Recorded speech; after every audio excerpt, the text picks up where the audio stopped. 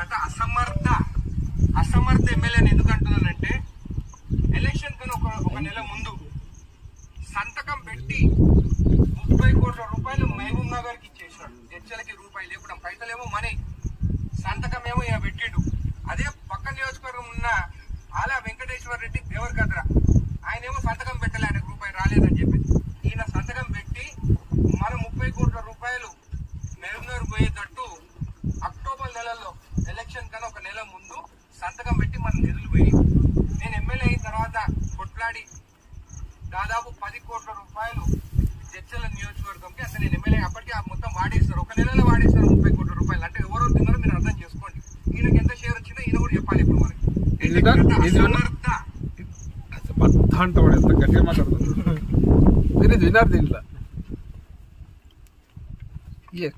ఈ పిచ్చి మనిషి ఏదో మాట్లాడి ఇప్పటికి 10 సార్లు, ఇది 10వ సారి, ఇది 3వ మీదనే ఇదే డైలాగ్ మాట్లాడబట్టి నేను ఎప్పుడు మాట్లాడలే. సరే మాట్లాడదు ఎప్పుడైనా సందర్భం వచ్చి అనుకున్నా. ఆ మూడా గురించి మీకు అంత తెలిసి ఉండాలి. ఆ మూడాను తెచ్చిందే మేము.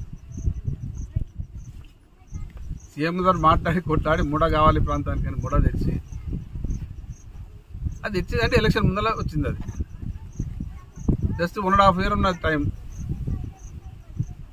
ఆ 1.5 yearలో ఇంక ఎలక్షన్ వాతావరణం తర్వాత మా మూడా చైర్మన్ డైరెక్టర్ ఉన్నారుగా వాళ్ళంతా చూసుకుంటా అనుకున్నాం.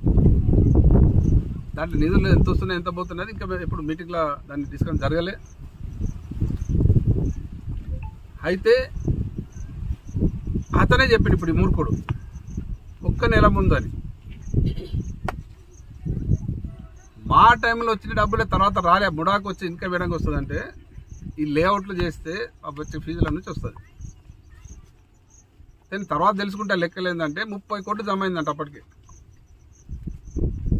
ఈ సన్నాసి చెప్తా ఉన్నాడు 30 కోట్లు మొత్తం సంతకాలు పెట్టినప్పుడు అయిపోయినాయి. ఒక నెల ముందు సంతకం పెడితే శాంక్షన్ అయింది, టెండర్ అయింది, అయిపోయినట్టు. సరే బుద్ధునోడు మాట నేను ఎలక్షన్ ముందు ఒక నెల ముందు సంతకం పెడితే అది ఎప్పుడు శాంక్షన్ అవుతుంది, ఎప్పుడు టెండర్ అవుతుంది, ఎప్పుడు పని అయిపోతే ఇప్పుడు సాల్వ్ చేస్తారు. మరి ఉన్నాడు వచ్చింది 30 కోట్లు. తర్వాత ఏం రాలి 2 ఏళ్ళ. 2 ఏళ్ళు ఎందుకు రాలేదంటే అంత అవినీతిమయం. మీరు ఎవరినైనా పోయి పాపం ఆ లేఅవుట్ చేసిన అడుగుంది, ఎవరినంతా వాడు పీక్తుంటే వాళ్ళకి శాత కాక లేఅవుట్ కూడా ఎవరు ముందుకు వస్తలేరు. మేమున్న టైంలో 1 సంవత్సరంన్నర 2 సంవత్సరాల్లో దాదాపు 30 కోట్ల ఫండ్ దానికి వస్తే నిధులు వస్తే జమ అయితే ఈ 2 సంవత్సరాల్లో 4-5 కోట్లు కూడా రాలే.